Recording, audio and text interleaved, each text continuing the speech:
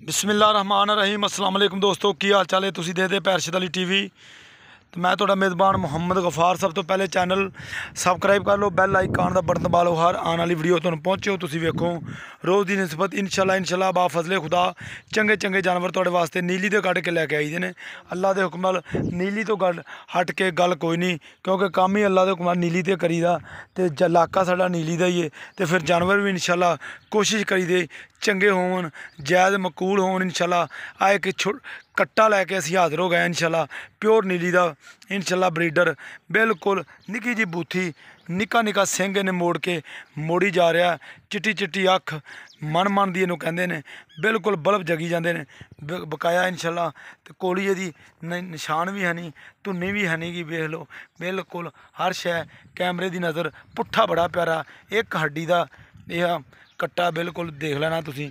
ये जिन्ना भी है जिस तरह का भी है तुहाडे सामने है अल्लाह दे हुक्म नाल। इहदी माँ भी असीं तुहानूं विखावांगे, घरेलू बिल्कुल खड़ा बकाया लैना देना बरात दा। इंशाअल्लाह कोशिश करी दी है, मेहनत करी दी इंशाअल्लाह। चंगे जानवर अल्लाह के फजल नाल अल्लाह के करम नाल चंगे जानवर इंशाअल्लाह सच्चे ते पक्के सौदे होण।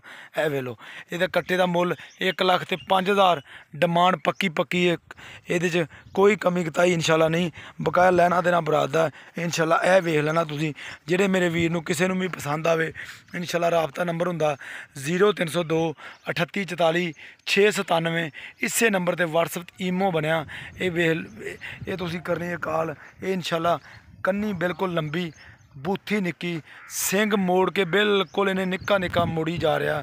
अख वेख लैनी, अगों नीवा पिछों उच्चा, नस्लजात बड़ी है नीली दा बिल्कुल। इच मेरा ख्याल वजन भी इसका 2.5 तो 3 मन तो होएगा ही बिल्कुल। 2.5 तो 3 मन मालक दस रहे हैं। बकाया असी सानू इन्ना तजर्बा नहीं गा भी असी भी तुहानूं बिल्कुल पूरा पुट्ठा कट्टे नूं बड़ा पूछ बड़ी प्यारी धुन्नी कोली तो बिल्कुल पा के कच्चा कच्चा खीरा अजे कच्चा खीरा इंशाअल्लाह कट्टा। हाँ 2.5 तो 3 मन मालक कह रहा भी पक्का है। तो इंशाअल्लाह ए वेख लो मूतरी यदी धुन्नी कोली बिल्कुल नहीं हैगी, नस्लजात बड़ा ब्रीडर बनेगा। बकाया लैना देना बरात दा इंशाअल्लाह। ए तुहानूं तसल्ली कराती असीं इंशाअल्लाह।